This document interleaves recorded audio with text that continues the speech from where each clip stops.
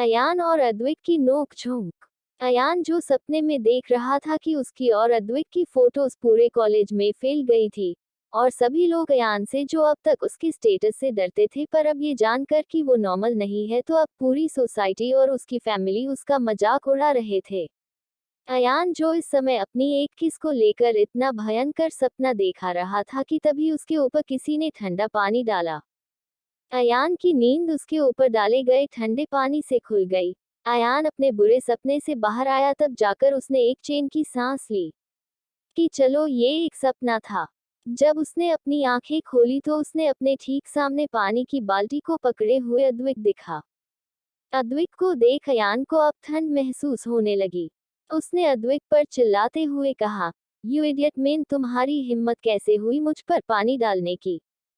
जब अद्विक ने देखा कि फाइनली उसका कुंभकर्ण रूम पार्टनर की नींद खुल गई है, तो उसने अयान को टोंट मारते हुए कहा, ओ मिस्टर, तो आप उठ गए। मुझे तो लगा कि आप तो दूसरी ही दुनिया में चले गए हो और वहां से आपको ला पाना मुश्किल है। वही अयान ने कल तो अद्विक का पानी डालकर उठाने को इग्नोर कर दिया था, पर आज उसे गुस्सा आ रहा था कि ये लड़का अब अपनी हिम्मत से ज्यादा बढ़ रहा था। अयान ने तुरंत अपनी गीली शर्ट को उतार दिया और अपने बेड पर उठकर गुस्से में गीले पेंट को उतारने लगा। वही जो अद्विक अब तक गुस्से में अयान को टोंट मार रही थी। जब उसने अयान को ऐसे कपड़े उतारते हुए देखा तो अद्विक के होश ही उड़ गए। वो कुछ कह पाती तब तक अयान अपनी शर्ट उतार चुका था और उसकी टोंड मस्कुलर बॉडी अद्विका के सामने थी। अयान का गोरा सीना और कसा हुआ बदन हर एक लड़की को उसे एक बार देखने के लिए मजबूर कर दे, और ऊपर से पानी की बूंदों की वजह से उसकी बॉडी शाइन कर रही थी। अद्विका ने जल्दी से अपनी नजर हटाई। उसने महसूस किया कि उसका चेहरा लाल हो गया था। अद्विका को अपना चेहरा काफी गर्म महसूस हो रहा था और उसने अपने मन में कहा, ओ गॉड, मैं कैसे 2 साल ऐसे एक लड़के के साथ एक कमरे में गुजारूंगी। आखिर अद्विका ने भी आज तक किसी लड़के की बॉडी कर इतने पास से नहीं देखा था। एक पल के लिए तो अद्विका का माइंड ही फ्रिज हो गया था, और जब उसने देखा कि अयान अपने लोवर को भी निकालने वाला है तो वो अंदर ही अंदर घबरा गई और उसने तुरंत बिना कुछ सोचे समझे अयान के हाथ को पकड़ लिया। वही अयान तो अद्विक की हालत से एकदम अनजान उससे चिढ़ा हुआ था, और जब अयान ने अपने हाथ पर अद्विक के मुलायम और छोटे हाथ को देखा तो उसने तुरंत गुस्से से अद्विक के हाथ झटक कर कहा, अब तुम क्या चाहते हो कि मैं बीमार पड़ जाऊं? क्या तुम्हें सुबह सुबह मेरे ऊपर पानी डालने से चैन नहीं पड़ा? और तुम्हारी इतनी हिम्मत भी हुई कैसे कि तुमने अयान सिंघानिया का हाथ पका? और कल से मैं तुम्हारी ये हरकतें देख रहा हूँ, पर तुम तो अपनी हिम्मत कुछ ज्यादा ही दिखा रहे हो। अयान के ऐसे हाथ झटकने से अद्विक, जिसने अभी तक शर्म की लाज को ओढ़ रखा था, वो तो कहीं गायब सी हो गई। उसने भी गुस्से से अयान के हाथ पर चुटकी काटते हुए कहा, ओह नवाब, ज्यादा चिल्लाओ मत। तुम भूल रहे हो कि आज भी टी ने हम सभी हॉस्टलर को सुबह 4 बजे ग्राउंड पर बुलाया था और हम सभी लोगों को अपने रूम पार्टनर के साथ ट्रैकिंग पर जाना था।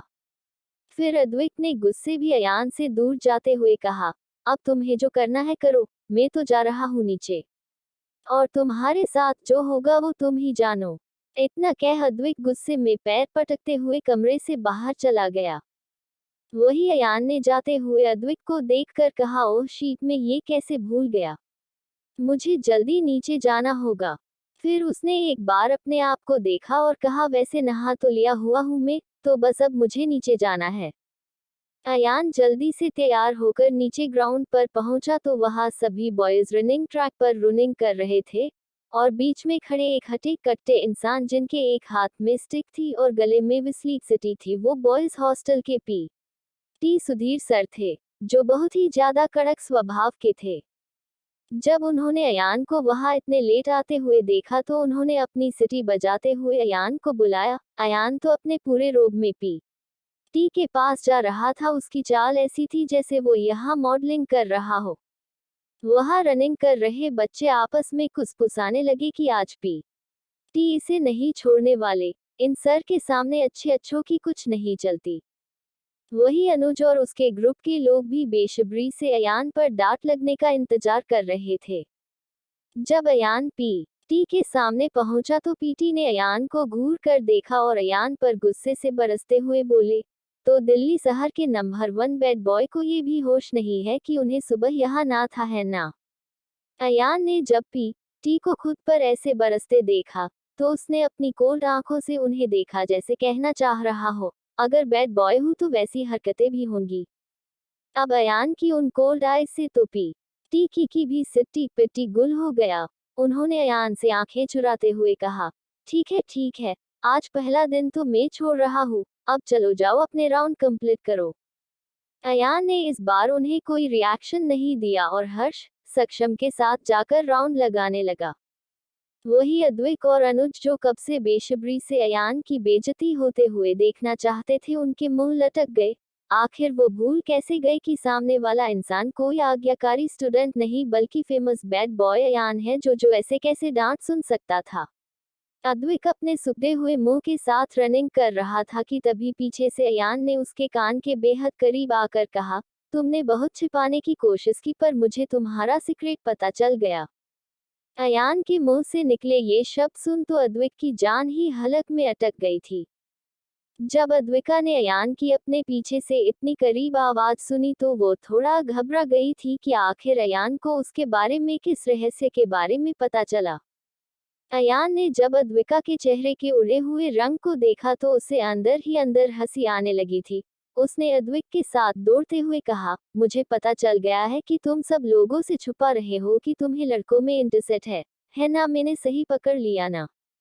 अद्विक, जिसका चेहरा घबराहट की वजह से पिला पड़ा हुआ था, उसका चेहरा अब अयान की बात सुन गुस्से से लाल हो गया और उसके दौड़ते हुए कदम अचानक ही रुक गए। उसने बेहद गुस्से से भरे शब्दों में अयान को देखकर कहा, तुम अपनी हद में रहा करो, और तुमसे किसने कह दिया कि मुझे लड़कों में इंटरेस्ट है। उसकी बात सुन अयान ने भी अपना तर्क देते हुए कहा, क्यों तुम भूल गए कि आज सुबह तुमने जब मुझे शर्टलेस देखा तो तुम्हारे गाल शर्म से लाल कैसे हो गए। अद्विक ने जब अयान की बात सुनी तो वो अपनी नजर अयान से नहीं मिला पाए और नजरें इधर उधर घूमने लगी। वो अयान को कुछ और जवाब दे पाती कि तभी ग्राउंड में पीटी सर की सीटी गूंजने लगी। सारे लड़के उनके सामने दो लाइन में लगाकर खड़े हो गए। अद्विक भी इस समय अयान के सवालों से बचना चाहता था। वो तुरंत अयान को बिना कुछ और जवाब दिए भाग गया।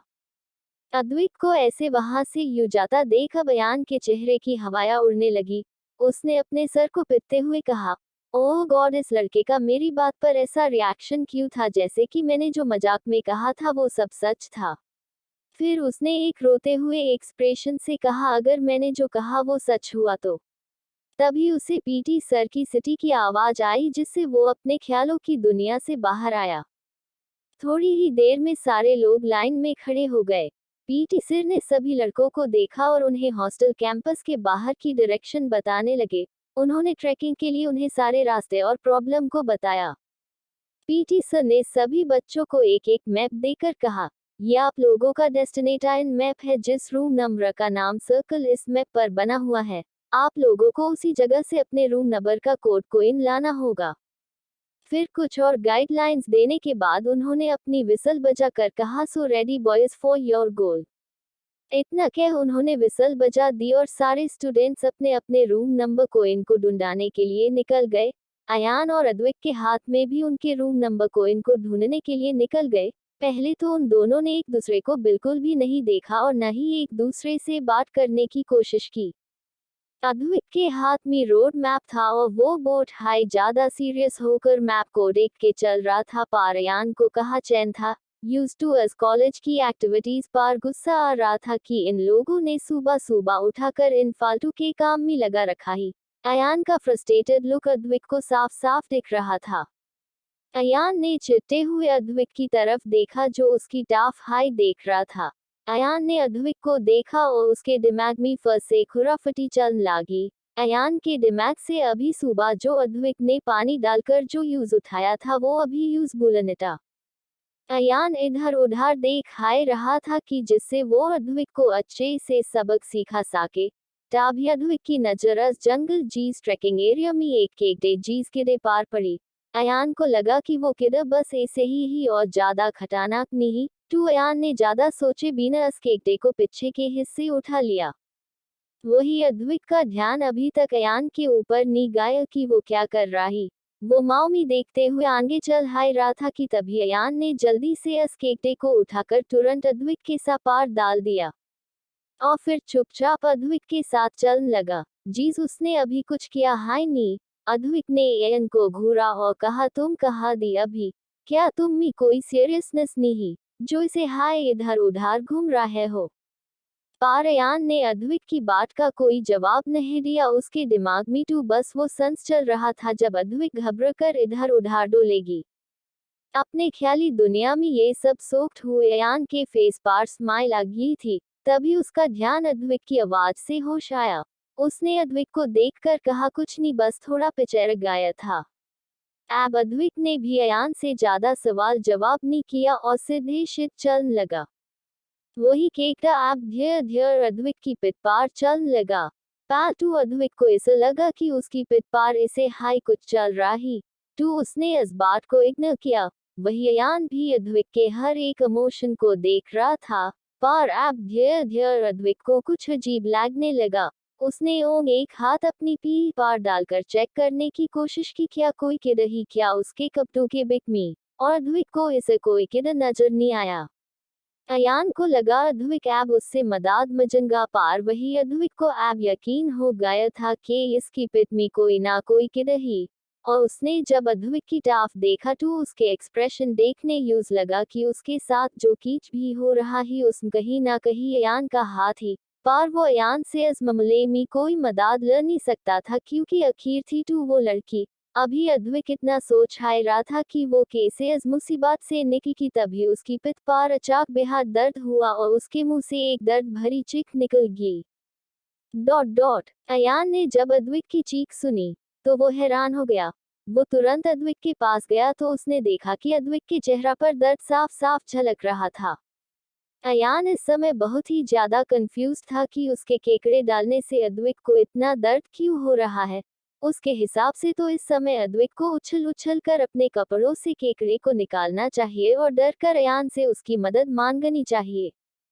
इस समय अद्विक को उसकी पीठ में बहुत ज्यादा दर्द हो रहा था। उसे ऐसा लग रहा था जैसे कि उसके पीठ पर किसी ने बहुत जोर से तीर मार दिया हो। अद्विक को अभी तक अपनी हालत समझ नहीं आ रही थी कि उसे अचानक क्या हुआ था। उसकी आंखें अब दर्द की वजह से धीरे धीरे बंद होने लगी थी। अद्विक की बंद होती हुई आंखों को देखा अयान को लगाने लगा था कि उसने कुछ गड़बड़ कर दी है। अयान का चेहरा अब अद्विक को ऐसे बेहोश होकर गिरते हुए देख उसका चेहरा पिला पड़ गया था। अद्विक अब अयान की बाहों में बेहोश हो चुकी थी। अयान को समझ ही नहीं आ रहा था कि कुछ सेकेंड में उसके साथ क्या हुआ था।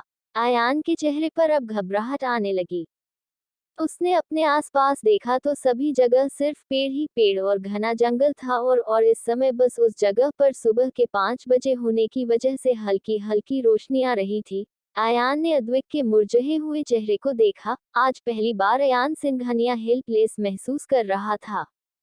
अयान अद्विक के चेहरे को थपथपाते हुए कहने लगा, अद्विक देखो उठो।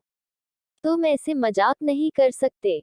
मुझे पता है कि तुम्हें कुछ नहीं हुआ है। पर फिर इसी के साथ साथ अयान ने अद्विक की पीठ में हाथ डाला और उस केकड़े को निकालने की कोशिश करने लगा। जब अयान के हाथ धीरे धीरे अद्विका की पीठ पर फिसलते हुए जाने लगे तब उसे कुछ अलग सा महसूस हुआ। पर उसे इस समय और कुछ समझ भी नहीं आ रहा था। उसके दिमाग में तो बस यही आ रहा था कि कैसे भी करके वो अद्विक को अभी अभी उठा दे। तभी अयान को अद्विक की पीठ में वो केकड़ा चलता हुआ महसूस हुआ। अयान ने ज्यादा देर न करते हुए उस केकड़े को अद्विका की पीठ से निकालकर फेंक दिया। उस केकड़े को फेंक देने के बाद उसने सोचा क्या उसे अद्विक के कपड़े उतार कर उस केकड़े ने जिस जगह काटा है उस जगह देखना चाहिए। अयान ने ये सोचते हुए तुरंत अपने हाथ अद्विक की टी शर्ट की बटन की ओर बढ़ा दी जिससे वो उसे उतार सके। पर पता नहीं क्यों अयान के हाथ अद्विक की टी शर्ट चाह कर भी नहीं उतार पा रहा था। वो असमंजस में बस अद्विक के चेहरे को देख रहा था। वो अभी ये सब सोच ही रहा था कि तभी अद्विक जो अभी बेहोशी की हालत में भी उसकी आंखें अध खुली थी उसने तुरंत अपने बेजान हाथों से अयान का हाथ पकड़ लिया और अपनी धीमी सी आवाज में अयान को रोकते हुए कहा, बेवकूफ इंसान मुझे हॉस्पिटल ले चलो। इसी के साथ अद्विक की आंखें अब बंद हो गई। वही अद्विक की बातें सुन अयान को ख्याल आया कि वो यहाँ कब से बेवकूफ़ी कर रहा था। उसे तुरंत अद्विक को उठाकर कॉलेज फैकल्टी के पास ले जाना चाहिए। अयान ने तुरंत अद्विक को अपनी गोद में उठाया और उसे कॉलेज एरिया की तरफ ले जाने लगा। चलते चलते अयान को ये भी महसूस हो रहा था कि अद्विक का वजन काफी कम था। उसे एक पल के लिए तो ऐसा लगा जैसे उसने किसी लड़के को नहीं बल्कि एक लड़की को पकड़ कर रखा है। अयान जल्दी से अद्विक को उठाकर कॉलेज एरिया की तरफ ले जाने लगा। अयान ने देखा कि ग्राउंड में टी सर अभी भी थे। उन्होंने जब दो लड़कों को ऐसे आते हुए देखा तो वो भी थोड़ा घबरा गए। वो तुरंत अयान और अद्विक के पास पहुंच गए। वो अयान की गोद में ऐसे बेहोश अद्विक को देख कुछ पूछ पाते कि तभी अयान ने अपनी चिंता भरी आवाज में कहा, सर अद्विक को किसी कीड़े ने काट लिया है। उसे अभी मेडिकल ट्रीटमेंट की जरूरत है। थोड़ी ही देर में अद्विक को दिल्ली के हॉस्पिटल में एडमिट करा दिया। अयान इस समय बेसब्री से डॉक्टर के बाहर आने का इंतजार कर रहा था। उसके चेहरे पर टेंशन तो साफ साफ देखी जा सकती थी, पर आज अयान को अपने की हुई हरकत पर भी शर्मा रही थी। वो इस समय बैठे हुए बस उसी पल के बारे में सोच रहा था कि क्या सोचकर उसने अद्विक के साथ वो मजाक किया था। अयान के हाथ अपने आप ही अपने बालों को खींच रहे थे। आज उसे पहली बार अपने आई क्यू पर शक हो रहा था कि आखिर उससे मजाक ही मजाक में इतनी बड़ी गलती कैसे हो गई। तभी जो डॉक्टर अद्विक को एग्जामिन कर रहा था वो अद्विक के वार्ड से बाहर निकल कर आया। डॉक्टर को आते हुए देख टी सर और अयान तुरंत उनके पास गए। टी सर ने तुरंत टेंशन में डॉक्टर से पूछा, डॉक्टर क्या हुआ है अद्विक को, क्या वो ठीक है? डॉक्टर ने पहले एक नज़र पीटी सर और अयान को देखा और सबसे पहले अद्विक के साथ उनके रिलेशन के बारे में पूछा, क्योंकि एक तो उन्हें समझ नहीं आ रहा था कि वो एक लड़की को लड़के के नाम से क्यों बुला रहे थे। डॉक्टर ने पीटी सर से पूछा, जी आपका पेशेंट के साथ क्या रिश्ता है, क्या आप पेशेंट की फैमिली से है? डॉक्टर के सवाल पर पीटी सर ने तुरंत जवाब दिया, जी वो हम उसकी फैमिली से नहीं है, पर अद्विक हमारे कॉलेज का स्टूडेंट है और मैं उसके हॉस्टल का पीटी टीचर हूँ। डॉक्टर तो अब पीटी सर की बात सुनकर और भी हैरान हो गया। उसे समझ ही नहीं आ रहा था कि उसके सामने वाले दो लोग जिन्होंने अभी अभी पेशेंट को एडमिट कराया था वो किसी लड़के के बारे में क्यों बात कर रहे हैं। डॉक्टर को ऐसे खामोश खड़ा हुआ देख अब अयान का पेशेंस लेवल जवाब देने लगा था। उसने डॉक्टर पर थोड़ी ऊंची आवाज में चिल्लाते हुए कहा, क्या आपको सुनाई देता है या नहीं? आप बताते क्यों नहीं कि मेरा रूममेट अब ठीक है या नहीं? डॉक्टर क्योंकि अयान सिंघानिया को जानता नहीं था तो उसने उसे नहीं पहचाना था। डॉक्टर ने अयान की ऊंची आवाज को सुन उस पर चिल्लाते हुए कहा, मिस्टर आप मुझसे पेशेंट के बारे में कैसे कुछ पूछ सकते हैं जबकि आप तो उसके बारे में ये भी नहीं जानते कि वो एक लड़का है या। डॉक्टर गुस्से में कुछ बोलने ही वाला था कि तभी पीछे से मानसी भागती हुई आई और डॉक्टर को बीच में ही रोकते हुए जोर से चिल्लाकर उसने कहा, डॉक्टर मैं हूँ पेशेंट की फैमिली मेंबर, आप चलिए मेरे साथ, आप मुझे बताइए उसके बारे में। और अपनी बात को पूरी करते हुए उसने तुरंत डॉक्टर का हाथ पकड़ लिया और डॉक्टर को कुछ न सोचने समझने का मौका दिए बिना उन्हें खींचकर उनके केबिन में ले गई। अयान और पीटी सर तो बस आंख फाड़े हुए बस मानसी की हरकत को देख रहे थे। साथ वो ये भी सोच रहे थे कि इस लकड़ी का अद्विक से रिश्ता क्या है। वही डॉक्टर भी हैरान नजरों से मानसी की हरकतों को देख रहे थे। उन्हें समझ ही नहीं आ रहा था कि ये कैसा पेशेंट है और उसके घर वाले भी कैसे हैं। डॉक्टर ने तुरंत गुस्से से मानसी का हाथ अपने हाथ से झटक दिया। मानसी ने भी तुरंत अपना हाथ हटा लिया। मानसी ने तुरंत डॉक्टर को सॉरी कहा और डॉक्टर को अद्विक की कंडीशन को समझा दिया। डॉक्टर भी अद्विक की कंडीशन समझ गया था। तभी वहां अयान आया जिसकी बेचैनी उसके चेहरे पर साफ साफ देखी जा सकती थी और उसने गुस्से भरी आवाज में पूछा, डॉक्टर क्या आप बताएंगे कि अद्विक की हालत कैसी है? डॉक्टर ने अब अद्विक से कोई सवाल जवाब नहीं किए और सीधा उसे अद्विक की कंडीशन बताने लगा। देखिए मिस्टर, अद्विक को जिस इंसेक्ट ने काटा था वो पॉइजनस केकड़ा था। वैसे तो आमतौर पर केकों में पॉइजन नहीं होता है, पर जिस केकड़े ने पेशेंट को काटा था उसमें पॉइजन था, जिसका मतलब था कि उस कीड़े ने किसी दूसरे पॉइजनस कीड़े को खाया था। डॉक्टर के मुंह से इतने लंबे एक्सप्लेनेशन को सुनकर अयान चिढ़ने लगा। उसने अपनी लाल आंखों से डॉक्टर को घूर कर कहा, पहले ये बताइए कि अद्विक की तबीयत कैसी है, वो ठीक है या नहीं। डॉक्टर भी अयान की रोबीली आवाज से अंदर तक डर गए। उन्होंने तुरंत एक रिटे हुए तोते की तरह बोल दिया, आपके अद्विक को हमने इंजेक्शन दे दिया है और एंटी पॉइजन ड्रिप पेशेंट को लगा दी है।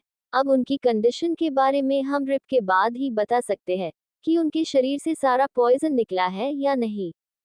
अयान ने डॉक्टर की बात सुन तुरंत दूसरा सवाल पूछ लिया, ड्रिप को खत्म होने में कितना टाइम लगेगा। डॉक्टर ने भी जल्दी से जवाब दिया, बस 1 घंटे बाद हमें पता चल जाएगा कि उनके शरीर में कितना पॉइजन है।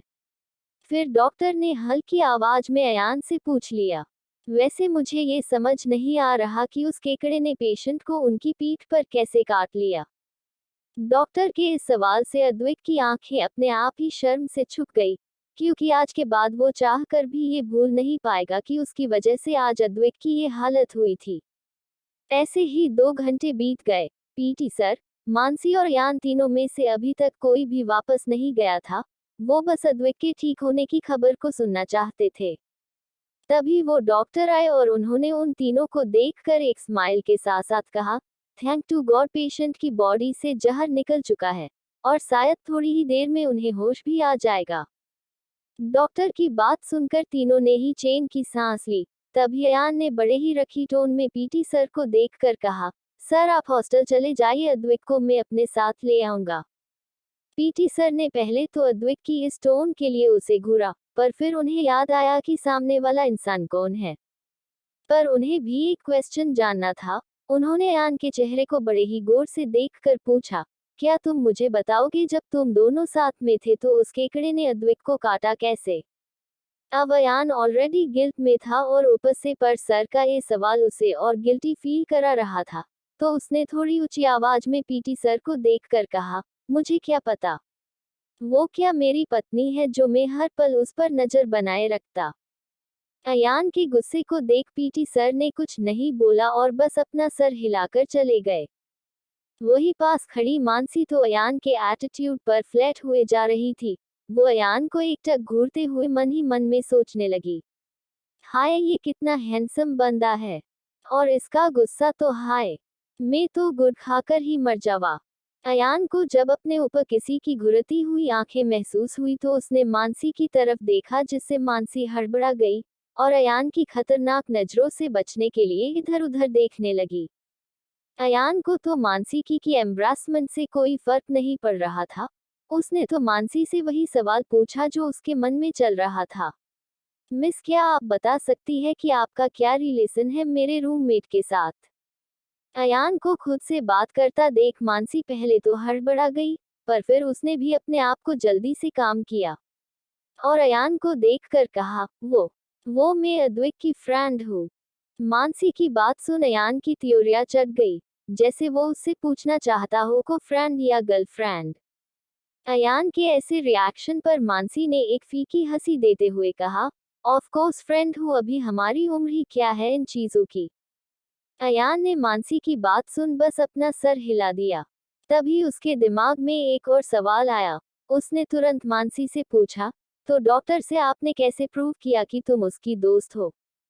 मानसी के चेहरे पर पसीना आने लगा। उसे समझ नहीं आ रहा था कि वो इसका क्या जवाब दे। तभी मानसी को एक फोन के रिंगटोन की आवाज सुनाई दी। दरअसल वो फोन अद्विक का था और उसे कॉल अद्विका के पापा गौतम कपूर कर रहे थे। अयान की गलत फहमी। अयान ने अद्विक के फोन को देखा तो उसके फोन स्क्रीन पर पापा नाम फ्लैश हो रहा था। अब अयान अपने मन में गिल्टी था तो उसे अद्विक के फोन उठाने में हिचकिचाहट हो रही थी। वही मानसी अद्विक के हाथ से फोन लेना चाहती थी, पर अयान के डर की वजह से उसके पाँव अपनी जगह से आगे बढ़ ही नहीं रहे थे। अब फोन को लगातार बजते देख अयान ने भी फोन उठा लिया।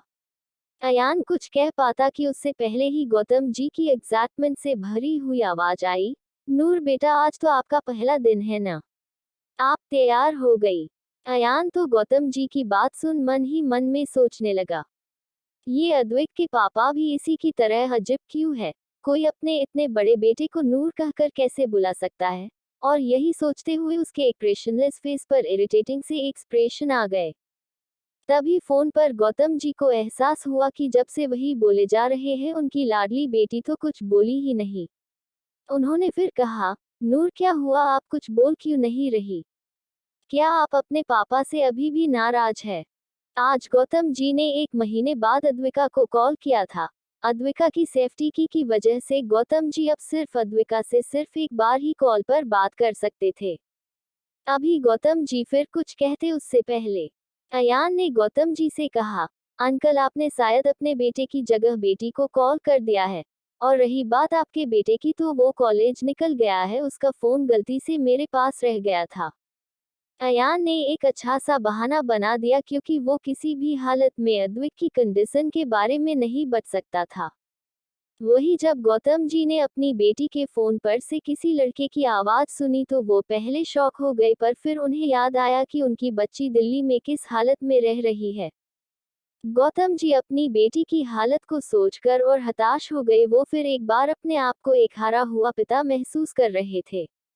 इसी वजह से उन्होंने अयान से और कुछ नहीं कहा और कॉल कट कर दिया। वही अयान ऐसे कॉल कट जाने से चौंक गया क्योंकि अयान का कॉल ऐसे काटने की आज तक किसी की भी हिम्मत नहीं हुई थी।